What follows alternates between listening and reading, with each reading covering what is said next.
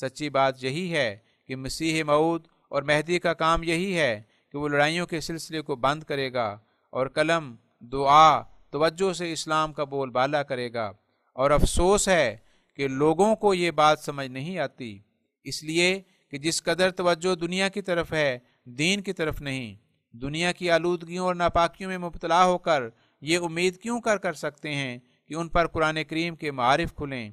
وہاں تو صاف لکھا ہے لا یمسہ الا المطہرون، الواقعہ 80۔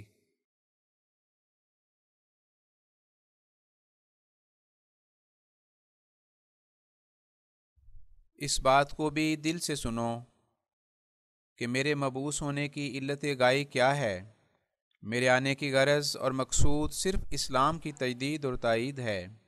اس سے یہ نہیں سمجھنا چاہیے کہ میں اس لیے آیا ہوں کہ کوئی نئی شریعت سکھاؤں یا نئے احکام دوں یا کوئی نئی کتاب نازل ہوگی، ہرگز نہیں۔ اگر کوئی شخص یہ خیال کرتا ہے تو میرے نزدیک وہ سخت گمراہ اور بے دین ہے۔ حضرت صلی اللہ علیہ وسلم پر شریعت اور نبوت کا خاتمہ ہو چکا ہے، اب کوئی شریعت نہیں آ سکتی۔ قرآن مجید خاتم الکتب ہے، اس میں اب ایک شوشہ یا نقطے کی کمی بیشی کی گنجائش نہیں ہے۔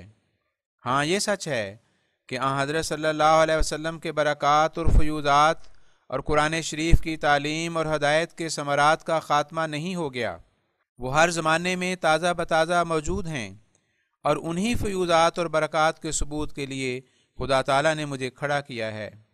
اسلام کی حالت جو اس وقت ہے وہ پوشیدہ نہیں، بالاتفاق مان لیا گیا ہے کہ ہر قسم کی کمزوریوں اور تنزل کا نشانہ مسلمان ہو رہے ہیں، ہر پہلو سے وہ گر رہے ہیں۔ ان کی زبان ساتھ ہے تو دل نہیں ہے، اور اسلام یتیم ہو گیا ہے۔ ایسی حالت میں خدا تعالیٰ نے مجھے بھیجا ہے کہ میں اس کی حمایت اور سرپرستی کروں، اور اپنے وعدے کے موافق بھیجا ہے، کیونکہ اس نے فرمایا تھا اِنَّا نَحْنُ نَزَّلْنَا الذِّکْرَ وَإِنَّا لَهُ لَحَافِظُونَ، الحجر 80۔ اگر اس وقت حمایت اور نصرت اور حفاظت نہ کی جاتی تو وہ اور کون سا وقت آئے گا؟ اب اس 14ویں صدی میں وہی حالت ہو رہی ہے جو بدر کے موقع پر ہو گئی تھی، جس کے لیے اللہ تعالیٰ فرماتا ہے وَلَقَدْ نَصَرَكُمُ اللَّهُ بِبَدْرٍ وَأَنْتُمْ أَذِلَّةٌ، آل عمران 124۔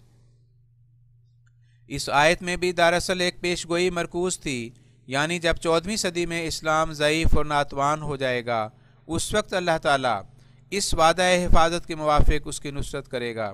پھر تم کیوں تعجب کرتے ہو کہ اس نے اسلام کی نصرت کی؟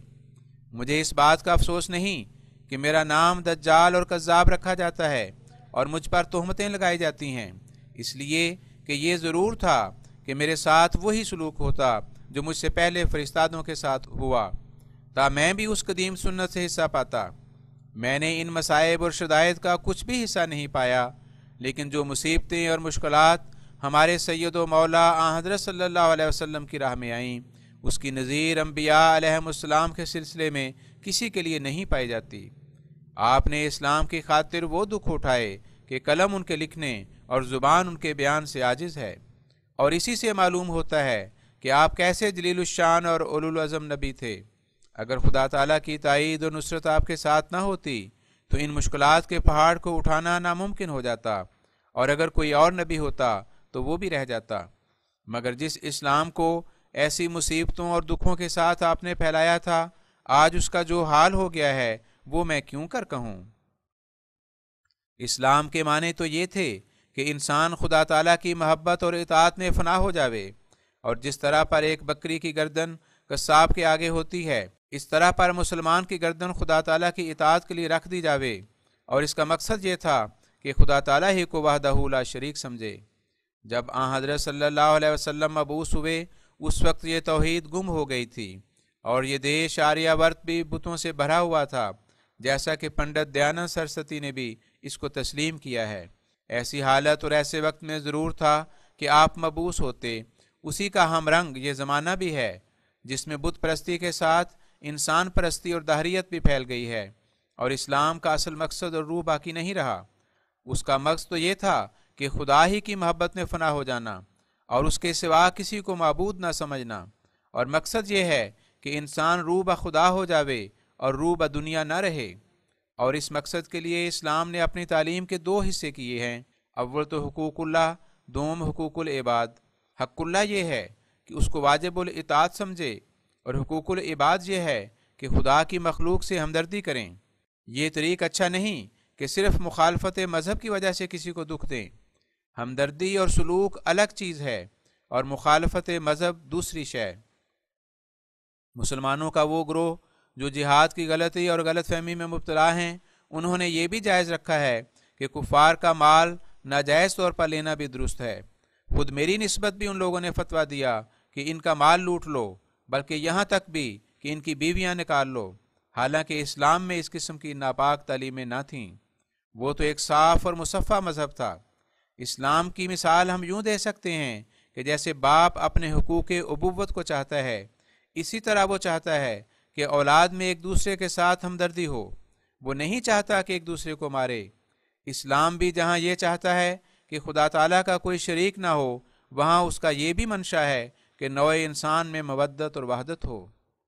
نماز میں جو جماعت کا زیادہ ثواب رکھا ہے، اس میں یہی غرض ہے کہ وحدت پیدا ہوتی ہے، اور پھر اس وحدت کو عملی رنگ میں لانے کی یہاں تک ہدایت و تاکید ہے کہ باہم پاؤں بھی مساوی ہوں اور صف سیدھی ہو اور ایک دوسرے سے ملے ہوئے ہوں۔ اس سے مطلب یہ ہے کہ گویا ایک ہی انسان کا حکم رکھیں اور ایک کے انوار دوسرے میں سرایت کر سکیں۔ وہ تمیز جس سے خودی اور خود غرضی پیدا ہوتی ہے نہ رہے۔ یہ خوب یاد رکھو کہ انسان میں یہ قوت ہے کہ وہ دوسرے کے انوار کو جذب کرتا ہے۔ پھر اسی وحدت کے لیے حکم ہے کہ روزانہ نمازیں محلے کی مسجد میں، اور ہفتے کے بعد شہر کی مسجد میں، اور پھر سال کے بعد عید گاہ میں جمع ہوں، اور کل زمین کے مسلمان سال میں ایک مرتبہ بیت اللہ میں اکٹھے ہوں۔ ان تمام احکام کی غرض وہی وحدت ہے۔ اللہ تعالیٰ نے حقوق کے دو ہی حصے رکھے ہیں، ایک حقوق اللہ، دوسرے حقوق العباد۔ اس پر بہت کچھ قرآن کریم میں بیان کیا گیا ہے۔ ایک مقام پر اللہ تعالیٰ فرماتا ہے فَاذْكُرُوا اللَّهَ كَذِكْرِكُمْ آبَاءَكُمْ أَوْ أَشَدَّ ذِكْرًا، البقرہ 201۔ یعنی اللہ تعالیٰ کو یاد کرو جس طرح پر تم اپنے باپ دادے کو یاد کرتے ہو، بلکہ اس سے بھی بڑھ کر۔ اس جگہ دو رمز ہیں، ایک تو ذکر اللہ کو ذکر آبا سے مشابہت دی ہے۔ اس میں یہ سر ہے کہ آبا کی محبت ذاتی اور فطرتی محبت ہوتی ہے۔ دیکھو بچے کو جب ماں مارتی ہے، وہ اس وقت بھی ماں ماں ہی پکارتا ہے۔ گویا اس آیت میں اللہ تعالیٰ انسان کو ایسی تعلیم دیتا ہے کہ وہ خدا تعالیٰ سے فطری محبت کا تعلق پیدا کرے۔ اس محبت کے بعد اطاعت امر اللہ کی خود بخود پیدا ہوتی ہے۔ یہی وہ اصلی مقام معرفت کا ہے جہاں انسان کو پہنچنا چاہیے، یعنی اس میں اللہ تعالیٰ کے لیے فطری اور ذاتی محبت پیدا ہو جاوے۔ ایک اور مقام پر یوں فرمایا ہے ان اللہ یأمر بالعدل والاحسان وایتاء ذی القربی، النحل 91۔ اس آیت میں ان تین مدارج کا ذکر کیا ہے جو انسان کو حاصل کرنے چاہیے۔ پہلا مرتبہ عدل کا ہے، اور عدل یہ ہے کہ انسان کسی سے کوئی نیکی کرے بشرط معاوضہ، اور یہ ظاہر بات ہے کہ ایسی نیکی کوئی اعلیٰ درجے کی بات نہیں، بلکہ سب سے ادنا درجہ یہ ہے کہ عدل کرو، اور اگر اس پر ترقی کرو تو پھر وہ احسان کا درجہ ہے، یعنی بلا عوض سلوک کرو۔ لیکن یہ امر کہ جو بدی کرتا ہے اس سے نیکی کی جاوے، کوئی ایک گال پر تمانچہ مارے دوسری پھیر دی جاوے، یہ صحیح نہیں۔ یا یہ کہو کہ عام طور پر یہ تعلیم عمل درآمد میں نہیں آ سکتی۔ چنانچہ سعدی کہتا ہے نہ کوئی بابداں کردن چنانست کہ بد کردن برائے نیک مرداں۔ اس لیے اسلام نے انتقامی حدود میں جو اعلیٰ درجے کی تعلیم دی ہے کہ کوئی دوسرا مذہب اس کا مقابلہ نہیں کر سکتا، اور وہ یہ ہے جزاء سیئۃ سیئۃ مثلھا فمن عفا واصلح، الشورى 41۔ یعنی بدی کی سزا اسی قدر بدی ہے، اور جو معاف کر دے مگر ایسے محل اور مقام پر کہ وہ عفو اصلاح کا موجب ہو۔ اسلام نے عفو خطا کی تعلیم دی، لیکن یہ نہیں کہ اس سے شر بڑھے۔ غرض عدل کے بعد دوسرا درجہ احسان کا ہے، یعنی بغیر کسی معاوضے کے سلوک کیا جاوے، لیکن اس سلوک میں بھی ایک قسم کی خود غرضی ہوتی ہے۔ کسی نہ کسی وقت انسان اس احسان یا نیکی کو جتا دیتا ہے، اس لیے اس سے بھی بڑھ کر ایک تعلیم دی، اور وہ اطاع ذی القربی کا درجہ ہے۔ ماں جو اپنے بچے کے ساتھ سلوک کرتی ہے، وہ اس سے کسی معاوضے اور انعام و اکرام کی خواہش مند نہیں ہوتی۔ وہ اس کے ساتھ جو نیکی کرتی ہے محض طبعی محبت سے کرتی ہے۔ اگر بادشاہ اس کو حکم دے کہ کہ تو اس کو دودھ مت دے، اور اگر یہ تیری غفلت سے مر بھی جاوے تو تجھے کوئی سزا نہیں دی جاوے گی بلکہ انعام دیا جاوے گا۔ اس صورت میں وہ بادشاہ کا حکم ماننے کو تیار نہ ہوگی بلکہ اس کو گالیاں دے گی کہ یہ میری اولاد کا دشمن ہے۔ اس کی وجہ یہی ہے کہ وہ ذاتی محبت سے کر رہی ہے، اس کی کوئی غرض درمیان نہیں۔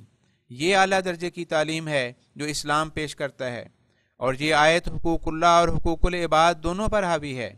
حقوق اللہ کے پہلو کے لحاظ سے اس آیت کا مفہوم یہ ہے کہ انصاف کی رعایت سے اللہ تعالیٰ کی اطاعت اور عبادت کرو، جس نے تمہیں پیدا کیا ہے اور تمہاری پرورش کرتا ہے، اور جو اطاعت الہی میں اس مقام سے ترقی کرے تو احسان کی پابندی سے اطاعت کر، کیونکہ وہ محسن ہے اور اس کے احسانات کو کوئی شمار نہیں کر سکتا، اور چونکہ محسن کے شمائل اور خصائل کو مد نظر رکھنے سے اس کے احسان تازہ رہتے ہیں، اس لیے احسان کا مفہوم حضرت صلی اللہ علیہ وسلم نے یہ بتایا ہے کہ ایسے طور پر اللہ تعالیٰ کی عبادت کرے گویا دیکھ رہا ہے، یا کم از کم یہ کہ اللہ تعالیٰ اسے دیکھ رہا ہے۔ اس مقام تک انسان میں ایک حجاب رہتا ہے، لیکن اس کے بعد جو تیسرا درجہ ہے اطاعت ذی القربیٰ کا، یعنی اللہ تعالیٰ سے اسے ذاتی محبت پیدا ہو جاتی ہے، اور حقوق العباد کے پہلو سے میں اس کے معنی پہلے بیان کر چکا ہوں، اور یہ بھی میں نے بیان کیا ہے کہ یہ تعلیم جو قرآن شریف نے دی ہے کسی اور کتاب نے نہیں دی، اور ایسی کامل ہے کہ کوئی نظیر اس کی پیش نہیں کر سکتا، یعنی جزاء سیئۃ سیئۃ مثلھا۔ اس میں عفو کے لیے یہ شرط رکھی ہے کہ اس میں اصلاح ہو۔ یہودیوں کے مذہب نے یہ کیا تھا کہ آنکھ کے بدلے آنکھ اور دانت کے بدلے دانت الی الآخر۔ یہودیوں کی یہ تعلیم استثناء باب 19 آیت 21 میں بیان ہوئی ہے۔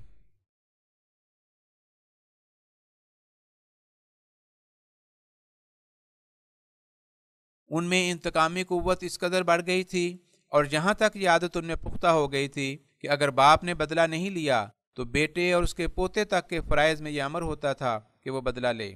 اس وجہ سے ان میں کینہ توزی کی عادت بڑھ گئی تھی، اور وہ بہت سنگ دل اور بے درد ہو چکے تھے۔ عیسائیوں نے اس تعلیم کے مقابل یہ تعلیم دی کہ ایک گال پر کوئی تمانچہ مارے تو دوسری بھی پھیر دو، ایک کوس بےگار لے جاوے تو 2 کوس چلے جاؤ، وغیرہ۔ اس تعلیم میں جو نقص ہے وہ ظاہر ہے کہ اس پر عمل درآمد ہی نہیں ہو سکتا، اور عیسائی گورنمنٹوں نے عملی طور پر ثابت کر دیا ہے کہ یہ تعلیم ناقص ہے۔ کیا یہ کسی عیسائی کی جرت ہو سکتی ہے کہ کوئی خبیث تمانچہ مار کر دانت نکال دے تو وہ دوسری گال پھیر دے کہ ہاں اب دوسرا دانت بھی نکال دو؟ وہ خبیث تو اور بھی دلیر ہو جاوے گا، اور اس سے امن عامہ میں خلل واقع ہوگا۔ پھر کیوں کر ہم تسلیم کریں کہ یہ تعلیم عمدہ ہے یا خدا تعالیٰ کی مرضی کے موافق ہو سکتی ہے؟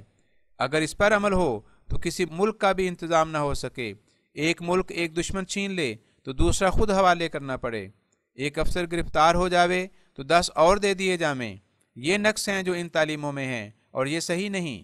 ہاں یہ ہو سکتا ہے کہ یہ احکام بطور قانون مختص الزمان تھے، جب وہ زمانہ گزر گیا دوسرے لوگوں کی حسب حال وہ تعلیم نہ رہی۔ یہودیوں کا وہ زمانہ تھا کہ وہ 400 برس تک غلامی میں رہے، اور اس غلامی کی زندگی کی وجہ سے ان میں قساوت قلبی بڑھ گئی اور وہ کینہ کش ہو گئے۔ اور یہ قاعدے کی بات ہے کہ جس بادشاہ کے زمانے میں کوئی ہوتا ہے اس کے اخلاق بھی اسی قسم کے ہو جاتے ہیں۔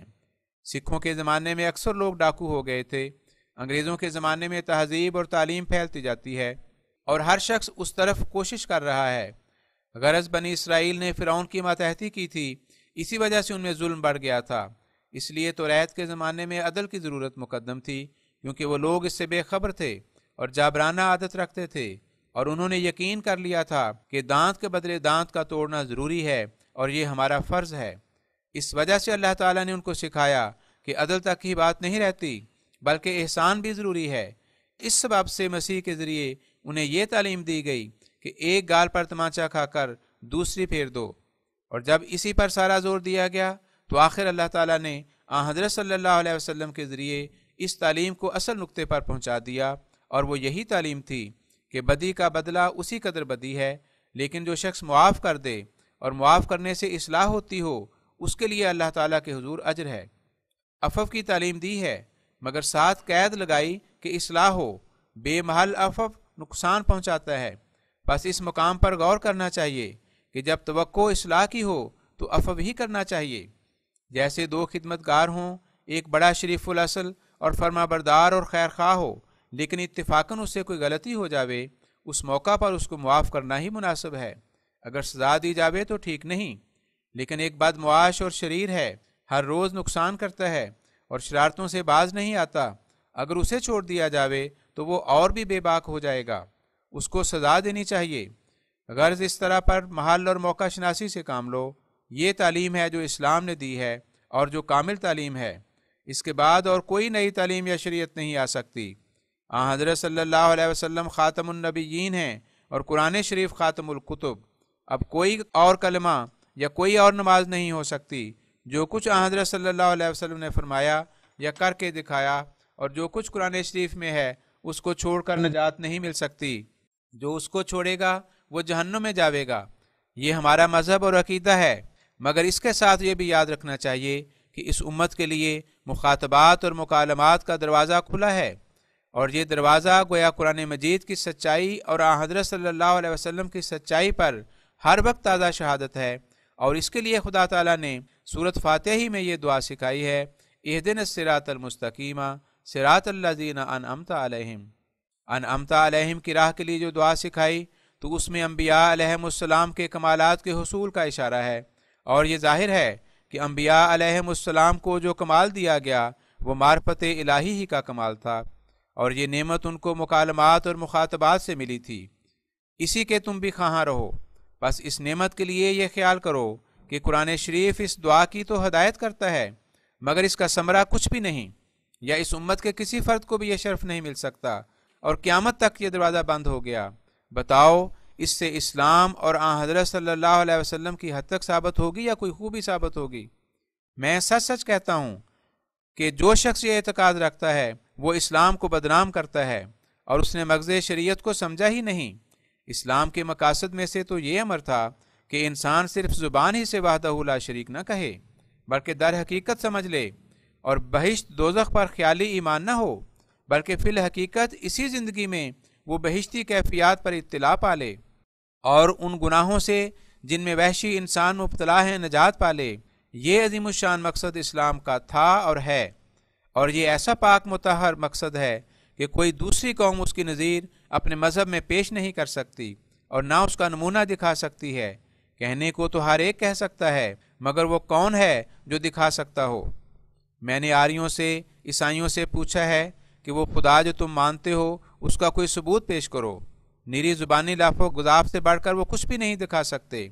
وہ سچا خدا جو قرآن شریف نے پیش کیا ہے اس سے یہ لوگ ناواقف ہیں۔ اس پر اطلاع پانے کے لیے یہی ایک ذریعہ مکالمات کا تھا، جس کے سبب سے اسلام دوسرے مذاہب سے ممتاز تھا، مگر افسوس ان مسلمانوں نے میری مخالفت کی وجہ سے اس سے بھی انکار کر دیا۔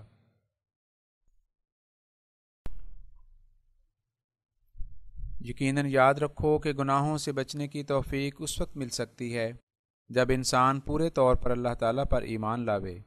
یہی بڑا مقصد انسانی زندگی کا ہے کہ گناہ کے پنجے سے نجات پالے۔ دیکھو ایک سانپ جو خوشنما معلوم ہوتا ہے، بچہ تو اس کو ہاتھ میں پکڑنے کی خواہش کر سکتا ہے اور ہاتھ بھی ڈال سکتا ہے، لیکن ایک عقل مند جو جانتا ہے کہ سانپ کاٹ کھائے گا اور ہلاک کر دے گا، وہ کبھی جرت نہیں کرے گا کہ اس کی طرف لپکے، بلکہ اگر معلوم ہو جاوے کہ کسی مکان میں سانپ ہے تو اس میں بھی داخل نہیں ہوگا۔ ایسا ہی زہر کو جو ہلاک کرنے والی چیز سمجھتا ہے تو اس کے کھانے پر وہ دلیر نہیں ہوگا۔ بس اسی طرح پر جب تک گناہ کو خطرناک زہر یقین نہ کر لے اس سے بچ نہیں سکتا۔ یہ یقین معرفت کے بدوں پیدا نہیں ہو سکتا۔ پھر وہ کیا بات ہے کہ انسان گناہوں پر اس قدر دلیر ہو جاتا ہے، باوجود کہ وہ خدا تعالیٰ پر ایمان لاتا ہے اور گناہ کو گناہ بھی سمجھتا ہے۔ اس کی وجہ بجوز اس کے اور کوئی نہیں کہ وہ معرفت اور بصیرت نہیں رکھتا جو گناہ سوز فطرت پیدا کرتی ہے۔ اگر یہ بات پیدا نہیں ہوتی تو پھر اقرار کرنا پڑے گا کہ معاذ اللہ اسلام اپنے اصل مقصد سے خالی ہے، لیکن میں کہتا ہوں کہ ایسا نہیں۔ یہ مقصد اسلام ہی کامل طور پر پورا کرتا ہے، اور اس کا ایک ہی ذریعہ ہے مکالمات و مخاطبات الہیہ، کیونکہ اسی سے اللہ تعالیٰ کی ہستی پر کامل یقین پیدا ہوتا ہے، اور اسی سے معلوم ہوتا ہے کہ فی الحقیقت اللہ تعالیٰ گناہ سے بیزار ہے اور وہ سزا دیتا ہے۔ گناہ ایک زہر ہے جو اول صغیرہ سے شروع ہوتا ہے اور پھر کبیرہ ہو جاتا ہے اور انجام کار کفر تک پہنچا دیتا ہے۔ میں جملہ معترضہ کے طور پر کہتا ہوں کہ اپنی اپنی جگہ پر قوم کو یہ فکر لگا ہوا ہے کہ ہم گناہ سے پاک ہو جائیں۔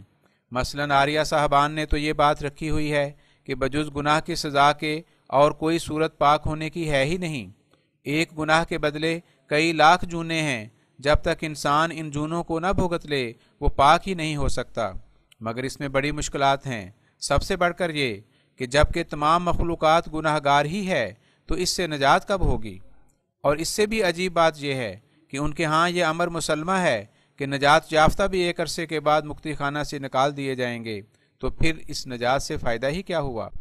جب یہ سوال کیا جاوے کہ نجات پانے کے بعد کیوں نکالتے ہو، تو بعض کہتے ہیں کہ نکالنے کے لیے ایک گناہ باقی رکھ لیا جاتا ہے۔ اب غور کر کے بتاؤ کہ کیا یہ قادر خدا کا کام ہو سکتا ہے؟ اور پھر جب کہ ہر نفس اپنے نفس کا خود خالق ہے، خدا تعالیٰ اس کا خالق ہی نہیں معاذ اللہ، تو اسے حاجت ہی کیا ہے کہ وہ اس کا ماتحت رہے؟ دوسرا پہلو عیسائیوں کا ہے، انہوں نے گناہ سے پاک ہونے کا ایک پہلو سوچا ہے، اور وہ یہ ہے کہ حضرت عیسیٰ کو خدا اور خدا کا بیٹا مان لو، اور پھر یقین کر لو کہ اس نے ہمارے گناہ اٹھا لیے اور وہ صلیب کے ذریعے لعنتی ہوا، نعوذ باللہ من ذالک۔ اب غور کرو کہ حصول نجات کو اس طریق سے کیا تعلق؟ گناہوں سے بچانے کے لیے ایک اور بڑا گناہ تجویز کیا کہ انسان کو خدا بنایا گیا۔ کیا اس سے بڑھ کر کوئی اور گناہ ہو سکتا ہے؟ پھر خدا بنا کر اسے مان ملعون بھی قرار دیا۔ اس سے بڑھ کر گستاخی اور بے ادبی اللہ تعالیٰ کی کیا ہوگی؟ ایک کھاتا پیتا حوائج کا محتاج خدا بنا لیا گیا، حالانکہ توریت میں لکھا تھا کہ دوسرا خدا نہ ہو، نہ آسمان پر نہ زمین پر۔ پھر دروازوں اور چوکٹوں پر یہ تعلیم لکھی گئی تھی، اس کو چھوڑ کر یہ نیا خدا تراشا گیا جس کا کچھ بھی پتہ توریت میں نہیں ملتا۔ میں نے فاضل یہودیوں سے پوچھا ہے کہ کیا تمہارے ہاں ایسے خدا کا پتہ ہے جو مریم کے پیٹ سے نکلے اور وہ یہودیوں کے ہاتھوں سے ماریں کھاتا پھرے؟ اس پر یہودی علماء نے مجھے یہی جواب دیا کہ یہ محض افتراء ہے، توریت سے کسی ایسے خدا کا پتہ نہیں ملتا۔ ہمارا وہ خدا ہے جو قرآن شریف کا خدا ہے، یعنی جس طرح پر قرآن مجید نے خدا تعالیٰ کی وحدت کی اطلاع دی ہے، اسی طرح پر ہم توریت کے روح سے خدا تعالیٰ کو وحدہ لا شریک مانتے ہیں اور کسی انسان کو خدا نہیں مان سکتے۔ اور یہ تو موٹی بات ہے، اگر یہودیوں کے ہاں کسی ایسے خدا کی خبر دی گئی ہوتی جو عورت کے پیٹ سے پیدا ہونے والا تھا، تو وہ حضرت مسیح کی ایسی سخت مخالفت ہی کیوں کرتے؟ یہاں تک کہ انہوں نے اس کو صلیب پر چڑھوا دیا اور ان پر کفر کہنے کا الزام لگاتے تھے۔ اس سے صاف معلوم ہوتا ہے کہ وہ اس امر کو ماننے کے لیے قطعاً تیار نہ تھے۔ غرض عیسائیوں نے گناہ کے دور کرنے کا جو علاج تجویز کیا ہے وہ ایسا علاج ہے جو بجائے خود گناہ کو پیدا کرتا ہے، اور اس کو گناہ سے نجات پانے کے ساتھ کوئی تعلق ہی نہیں ہے۔ انہوں نے گناہ کے دور کرنے کا علاج گناہ تجویز کیا ہے جو کسی حالت اور صورت میں مناسب نہیں۔ یہ لوگ اپنے نادان دوست ہیں، اور ان کی مثال اس بندر کی سی ہے جس نے اپنے آقا کا خون کر دیا تھا۔ اپنے بچاؤ کے لیے اور گناہوں سے نجات پانے کے لیے ایک ایسا گناہ تجویز کیا جو کسی صورت میں بخشا نہ جاوے، یعنی شرک کیا اور عاجز انسان کو خدا بنا لیا۔ مسلمانوں کے لیے کس قدر خوشی کا مقام ہے کہ ان کا خدا ایسا خدا نہیں جس پر کوئی اعتراض یا حملہ ہو سکے۔ وہ اس کی طاقتوں اور قدرتوں پر ایمان رکھتے ہیں اور اس کی صفات پر یقین لاتے ہیں، مگر جنہوں نے انسان کو خدا بنایا، جنہوں نے اس کی قدرتوں سے انکار کر دیا، ان کے لیے خدا کا عدم و وجود برابر ہے۔ جیسے مثلاً آریوں کا مذہب ہے کہ ذرہ ذرہ اپنے وجود کا آپ ہی خدا ہے اور اس لیے کچھ بھی پیدا نہیں کیا۔ اب بتاؤ کہ جب ذرات کے وجود کا خالق خدا نہیں تو ان کے قیام کے لیے خدا کی حاجت کیا ہے؟ جبکہ طاقتیں خود بخود موجود ہیں اور ان میں اتصال اور انفصال کی قوتیں بھی موجود ہیں، تو پھر انصاف سے بتاؤ کہ ان کے لیے خدا کے وجود کی کیا ضرورت ہے؟ میں سمجھتا ہوں کہ اس عقیدے کو رکھنے والے آریوں اور داہریوں میں 19 اور 20 کا فرق ہے۔ اب صرف اسلام ہی ایک ایسا مذہب ہے جو کامل اور زندہ مذہب ہے، اور اب وقت آ گیا ہے کہ پھر اسلام کی عظمت شوکت ظاہر ہو، اور اسی مقصد کو لے کر میں آیا ہوں۔ مسلمانوں کو چاہیے کہ جو انوار و برکات اس وقت آسمان سے اتر رہے ہیں وہ ان کی قدر کریں اور اللہ تعالیٰ کا شکر کریں کہ وقت پر ان کی دستگیری ہوئی اور خدا تعالیٰ نے اپنے وعدے کے موافق اس مصیبت کے وقت ان کی نصرت فرمائی۔ لیکن اگر وہ خدا تعالیٰ کی اس نعمت کی قدر نہ کریں گے تو خدا تعالیٰ ان کی کچھ پرواہ نہ کرے گا، وہ اپنا کام کر کے رہے گا، مگر ان پر افسوس ہوگا۔ میں بڑے زور سے اور پورے یقین اور بصیرت سے کہتا ہوں کہ اللہ تعالیٰ نے ارادہ فرمایا ہے کہ دوسرے مذاہب کو مٹا دے اور اسلام کو غلبہ اور قوت دے۔ اب کوئی ہاتھ اور طاقت نہیں جو خدا تعالیٰ کے اس ارادے کا مقابلہ کرے، وہ فعال لما یرید ہے۔ مسلمانوں یاد رکھو اللہ تعالیٰ نے میرے ذریعے تمہیں یہ خبر دے دی ہے اور میں نے اپنا پیام پہنچا دیا ہے، اب اس کو سننا نہ سننا تمہارے اختیار میں ہے۔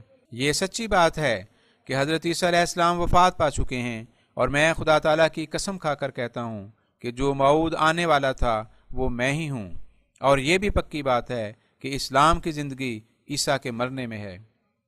اگر اس مسئلے پر غور کرو گے تو تمہیں معلوم ہو جائے گا کہ یہی مسئلہ ہے جو عیسائی مذہب کا خاتمہ کر دینے والا ہے۔ یہ عیسائی مذہب کا بہت بڑا شہتیر ہے، اور اسی پر اس مذہب کی عمارت قائم کی گئی ہے، اسے گرنے دو۔ یہ معاملہ بڑی صفائی سے طے ہو جاتا اگر میرے مخالف خدا ترسی اور تقوی سے کام لیتے، مگر ایک کا نام لو جو درندگی چھوڑ کر میرے پاس آیا ہو اور اس نے اپنی تسلی چاہی ہو۔ ان کا تو یہ حال ہے کہ میرا نام لیتے ہی ان کے منہ سے جھاگ گرنی شروع ہو جاتی ہے اور وہ گالیاں دینے لگتے ہیں۔ بھلا اس طرح پر بھی کوئی شخص حق کو پا سکتا ہے؟ میں تو قرآن شریف کے نصوص صریحہ کو پیش کرتا ہوں اور حدیث پیش کرتا ہوں، اجماع صحابہ پیش کرتا ہوں، مگر وہ ہیں کہ ان باتوں کو سنتے نہیں اور کافر کافر دجال دجال کہہ کر شور مچاتے ہیں۔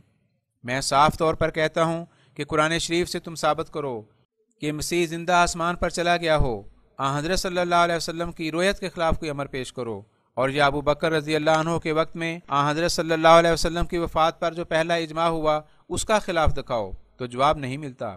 پھر بعض لوگ شور مچاتے ہیں کہ اگر آنے والا وہی عیسیٰ ابن مریم اسرائیلی نبی نہ تھا تو آنے والے کا یہ نام کیوں رکھا؟ میں کہتا ہوں کہ یہ اعتراض کیسی نادانی کا اعتراض ہے۔ تعجب کی بات ہے کہ اعتراض کرنے والے اپنے لڑکوں کا نام تو موسیٰ، عیسیٰ، داؤد، احمد، ابراہیم، اسماعیل رکھ لینے کے مجاز ہوں، اور اگر اللہ تعالیٰ کسی کا نام عیسیٰ رکھ دے تو اس پر اعتراض۔ غور طلب بات تو اس مقام پر یہ تھی کہ آیا آنے والا اپنے ساتھ نشانات رکھتا ہے یا نہیں؟ اگر وہ ان نشانات کو پاتے تو انکار کے لیے جرأت نہ کرتے، مگر انہوں نے نشانات اور تائیدات کی تو پرواہ نہ کی اور دعویٰ سنتے ہی کہہ دیا انتا کافرن۔ یہ قاعدے کی بات ہے کہ انبیاء علیہم السلام اور خدا تعالیٰ کے مامورین کی شناخت کا ذریعہ ان کے معجزات اور نشانات ہوتے ہیں۔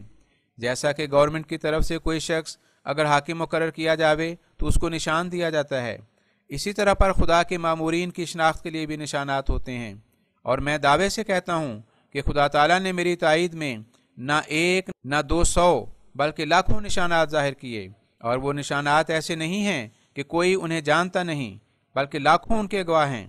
اور میں کہہ سکتا ہوں کہ اس جلسے میں بھی صدہا ان کے گواہ موجود ہوں گے۔ آسمان سے میرے لیے نشانات ظاہر ہوئے ہیں، زمین سے بھی ظاہر ہوئے۔ وہ نشانات جو میرے دعوے کے ساتھ مخصوص تھے اور جن کی قبل از وقت اور نبیوں اور حضرت صلی اللہ علیہ وسلم کے ذریعے خبر دی گئی تھی وہ بھی پورے ہو گئے۔ مثلا ان میں سے ایک خسوف کا ہی نشان ہے جو تم سب نے دیکھا۔ یہ صحیح حدیث میں خبر دی گئی تھی کہ مہدی اور مسیح کے وقت میں رمضان کے مہینے میں سورج اور چاند گرہن ہوگا۔ اب بتاؤ کہ کیا یہ نشان پورا ہوا ہے یا نہیں؟ کوئی ہے جو یہ کہے کہ اس نے یہ نشان نہیں دیکھا؟ اور ایسا ہی یہ بھی خبر دی گئی تھی کہ اس زمانے میں طاعون پھیلے گی، یہاں تک شدید ہوگی کہ 10 میں سے 7 مر جائیں گے۔ اب بتاؤ کہ کیا طاعون کا نشان ظاہر ہوا یا نہیں؟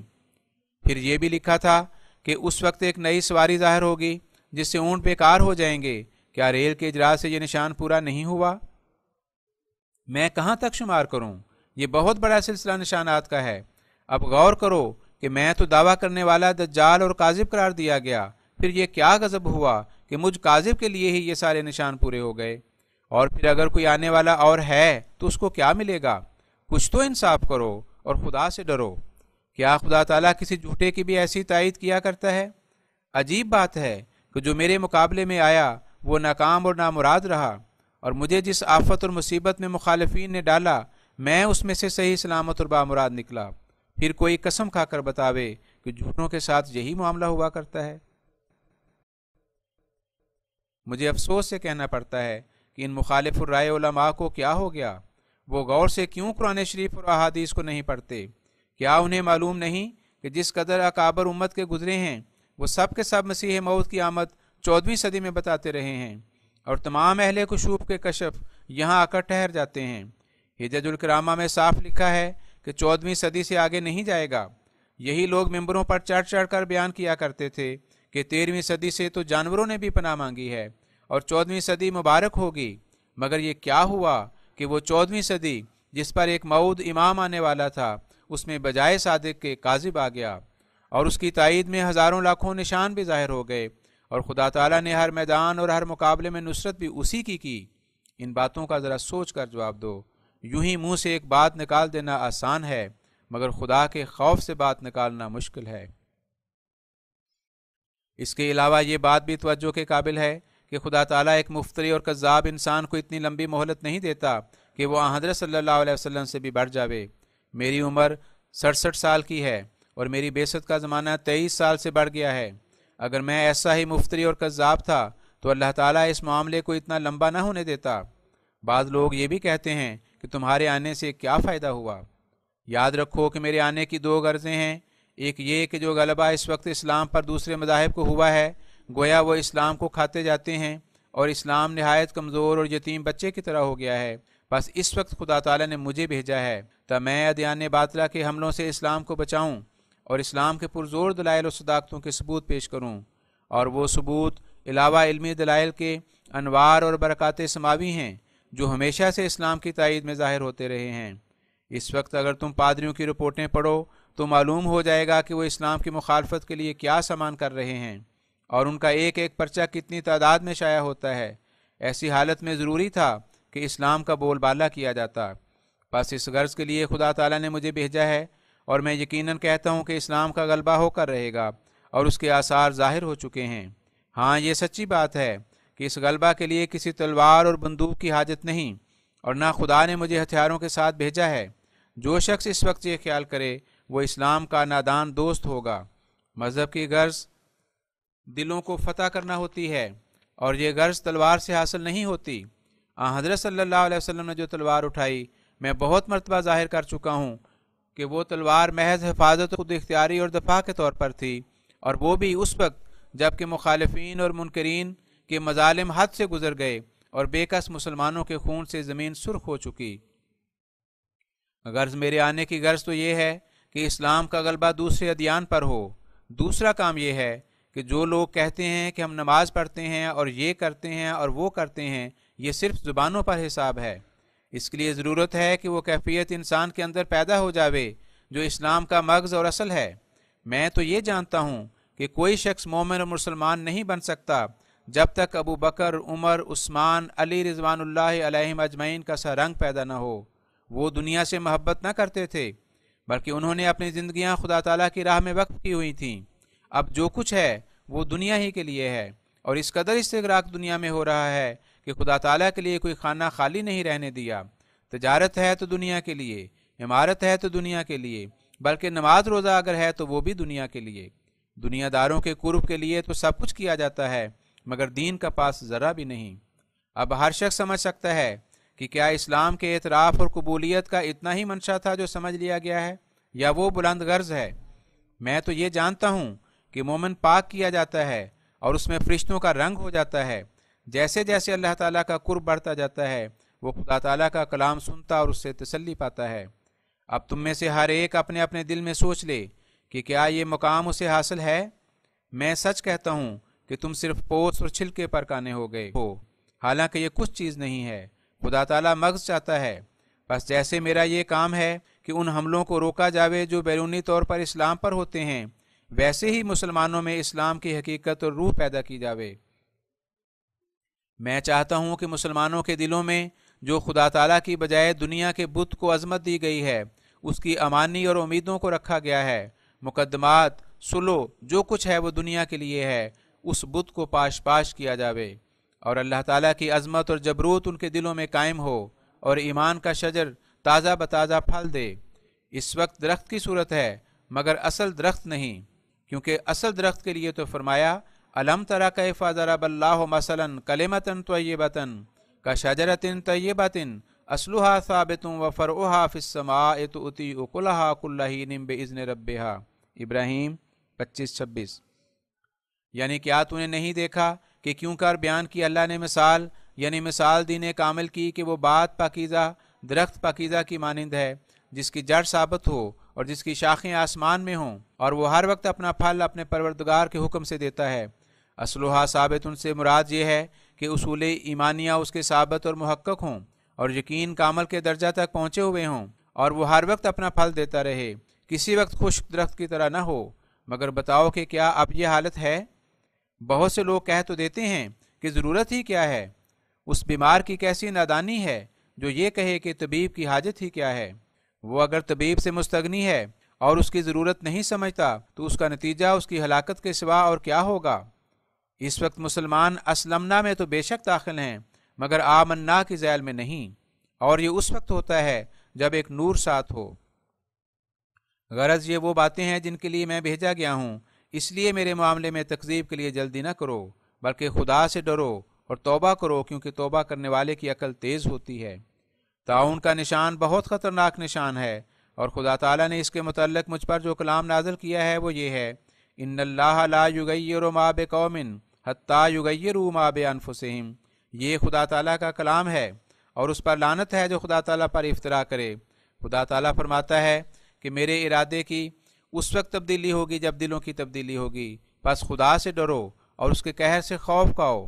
کوئی کسی کا ذمہ وار نہیں ہو سکتا، معمولی مقدمہ کسی پر ہو تو اکثر لوگ وفا نہیں کر سکتے، پھر آخرت میں کیا بھروسہ رکھتے ہو، جس کی نسبت فرمایا یوم یفر المرء من اخی، عبس 35۔ مخالفوں کا تو یہ فرض تھا کہ وہ حسن ظنی سے کام لیتے اور لا تقف ما لیس لک بہ علم، بنی اسرائیل 37 پر عمل کرتے، مگر انہوں نے جلد بازی سے کام لیا۔ یاد رکھو پہلی قومیں اسی طرح ہلاک ہوئیں۔ عقل مند وہ ہے جو مخالفت کر کے بھی جب اسے معلوم ہو کہ وہ غلطی پر تھا اسے چھوڑ دے، مگر یہ بات تب نصیب ہوتی ہے کہ خدا ترسی ہو۔ دراصل مردوں کا کام یہی ہے کہ وہ اپنی غلطی کا اعتراف کریں، وہی پہلوان ہے اور اسی کو خدا تعالیٰ پسند کرتا ہے۔ ان ساری باتوں کے علاوہ میں اب قیاس کے متعلق کچھ کہنا چاہتا ہوں کہ اگرچہ نصوص قرآنیہ اور حدیثیہ میرے ساتھ ہیں، اجماع صحابہ بھی میری تائید کرتا ہے، نشانات اور تائیدات الہیہ میری مؤید ہیں، ضرورت وقت میرا صادق ہونا ظاہر کرتی ہے، لیکن قیاس کے ذریعے سے بھی حجت پوری ہو سکتی ہے۔ اس لیے دیکھنا چاہیے کہ قیاس کیا کہتا ہے۔ انسان کبھی کسی ایسی چیز کے ماننے کو تیار نہیں ہو سکتا جو اپنی نظیر نہ رکھتی ہو۔ مثلا اگر ایک شخص آ کر کہے کہ تمہارے بچے کو ہوا اڑا کر آسمان پر لے گئی ہے، یا بچہ کتا بن کر بھاگ گیا ہے، تو کیا تم اس کی بات کو بلا وجہ معقول اور بلا تحقیق مان لو گے؟ کبھی نہیں۔ اس لیے قرآن مجید نے فرمایا فَاسْأَلُوا أَهْلَ الذِّكْرِ إِن كُنتُمْ لَا تَعْلَمُونَ، النحل 44۔ اب مسیح علیہ السلام کی وفات کے مسئلے پر اور ان کے آسمان پر اڑ جانے کے متعلق غور کرو، قطع نظر ان دلائل کے جو ان کی وفات کے متعلق ہیں۔ یہ پکی بات ہے کہ کفار نے آن حضرت صلی اللہ علیہ وسلم سے آسمان پر چڑھ جانے کا معجزہ مانگا۔ اب آن حضرت صلی اللہ علیہ وسلم جو ہر طرح کامل اور افضل تھے، ان کو چاہیے تھا کہ وہ آسمان پر چڑھ جاتے، مگر انہوں نے اللہ تعالیٰ کی وحی سے کیا جواب دیا؟ قل سبحان ربی هل کنت الا بشر الرسولہ، بنی اسرائیل 94۔ اس کا مفہوم یہ ہے کہ کہہ دو اللہ تعالیٰ اس امر سے پاک ہے کہ وہ خلاف وعدہ کرے، جبکہ اس نے بشر کے لیے آسمان پر میں جسم جانا حرام کر دیا ہے۔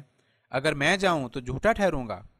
اب اگر تمہارا یہ عقیدہ صحیح ہے کہ مسیح آسمان پر چلا گیا ہے، اور کوئی بالمقابل پادری یہ آیت پیش کر کے آن حضرت صلی اللہ علیہ وسلم پر اعتراض کرے تو تم اس کا کیا جواب دے سکتے ہو؟ بس ایسی باتوں کے ماننے سے کیا فائدہ جن کا کوئی اثر قرآن مجید میں موجود نہیں؟ اس طرح پر تم اسلام کو اور آن حضرت صلی اللہ علیہ وسلم کو بدنام کرنے والے ٹھہرو گے۔ پھر پہلی کتابوں میں بھی تو کوئی نظیر موجود نہیں، اور ان کتابوں سے اجتہاد کرنا حرام نہیں ہے۔ آن حضرت صلی اللہ علیہ وسلم کی نسبت اللہ تعالیٰ فرماتا ہے شاہدہ شاہد من بنی اسرائیل، الاحقاف 11، اور پھر فرمایا کفا باللہ شہیدم بینی و بینکم ومن عندہ علم الکتاب، الرعد 44، اور ایسا ہی فرمایا یعرفونہ کما یعرفون ابناءہم، البقرہ 147۔ جب آن حضرت صلی اللہ علیہ وسلم کی نبوت کے ثبوت کے لیے ان کو پیش کرتا ہے تو ہمارا ان سے اجتہاد کرنا کیوں حرام ہو گیا؟ اب انہی کتابوں میں ملاکی نبی کی ایک کتاب ہے جو بائبل میں موجود ہے۔ اس میں مسیح سے پہلے ایلیا نبی کے دوبارہ آنے کا وعدہ کیا گیا۔ آخر جب مسیح ابن مریم آئے تو حضرت مسیح سے الیاس کے دوبارہ آنے کا سوال ملاکی نبی کی اس پیشگوئی کے موافق کیا گیا، مگر حضرت مسیح نے یہ فیصلہ کیا کہ وہ آنے والا یوحنا کے رنگ میں آ چکا۔ اب یہ فیصلہ حضرت عیسیٰ ہی کی عدالت سے ہو چکا ہے کہ دوبارہ آنے والے سے کیا مراد ہوتی ہے۔ وہاں یحییٰ کا نام مسیل الیاس نہیں رکھا، بلکہ انہیں ہی ایلیا قرار دیا گیا۔ اب یہ قیاس بھی میرے ساتھ ہے۔ میں تو نظیر پیش کرتا ہوں، مگر میرے منکر کوئی نظیر پیش نہیں کرتے۔ بعض لوگ جو اس مقام پر عاجز آ جاتے ہیں تو کہہ دیتے ہیں کہ یہ کتابیں محرف مبدل ہیں، مگر افسوس ہے یہ لوگ اتنا نہیں سمجھتے کہ آن حضرت صلی اللہ علیہ وسلم اور صحابہ اس سے سند لیتے رہے، اور اکثر اکابر نے تحریف معنوی مراد کی ہے۔ بخاری نے بھی یہی کہا ہے۔ علاوہ اس کے یہودیوں اور عیسائیوں کی جانی دشمنی ہے، کتابیں جدا جدا ہیں۔ وہ اب تک مانتے ہیں کہ الیاس دوبارہ آئے گا۔ اگر یہ سوال نہ ہوتا تو حضرت مسیح کو وہ مان نہ لیتے۔ ایک فاضل یہودی کی کتاب میرے پاس ہے، وہ بڑے زور سے لکھتا ہے اور اپیل کرتا ہے کہ اگر مجھ سے یہ سوال ہوگا تو میں ملاکی نبی کی کتاب سامنے رکھ دوں گا کہ اس میں الیاس کے دوبارہ آنے کا وعدہ کیا گیا تھا۔ اب غور کرو، جب کہ باوجود ان عذرات کے لاکھوں یہودی جہنمی ہوئے اور سور بندر بنے، تو کیا میرے مقابلے میں یہ عذر صحیح ہوگا کہ وہاں مسیح ابن مریم کا ذکر ہے؟ یہودی تو معذور ہو سکتے تھے، ان میں نظیر نہ تھی، مگر اب تو کوئی عذر باقی نہیں۔ مسیح کی موت قرآن شریف سے ثابت ہے، اور آن حضرت صلی اللہ علیہ وسلم کی رویت اس کی تصدیق کرتی ہے، اور پھر قرآن شریف اور حدیث میں منکم آیا ہے۔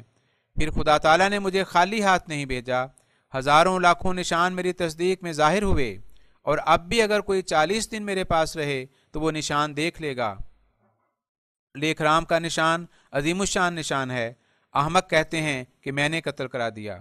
اگر یہ اعتراض صحیح ہے تو پھر ایسے نشانات کا امان ہی اٹھ جائے گا۔ کل کو کہہ دیا جائے گا کہ خسرو پرویز کو معاذ اللہ آن حضرت صلی اللہ علیہ وسلم نے قتل کرا دیا ہوگا۔ ایسے اعتراض حق بین اور حق شناس لوگوں کا کام نہیں ہے۔ میں آخر میں پھر کہتا ہوں کہ میرے نشانات تھوڑے نہیں، 1,00,000 سے زیادہ انسان میرے نشانوں پر گواہ ہیں اور زندہ ہیں۔ میرے انکار میں جلدی نہ کرو، ورنہ مرنے کے بعد کیا جواب دو گے؟ یقیناً یاد رکھو کہ خدا سر پر ہے، اور وہ صادق کو صادق ٹھہراتا اور کاذب کو کاذب۔ اللہم صلی علی محمد و آل محمد و بارک وسلم انکا حمید مجید۔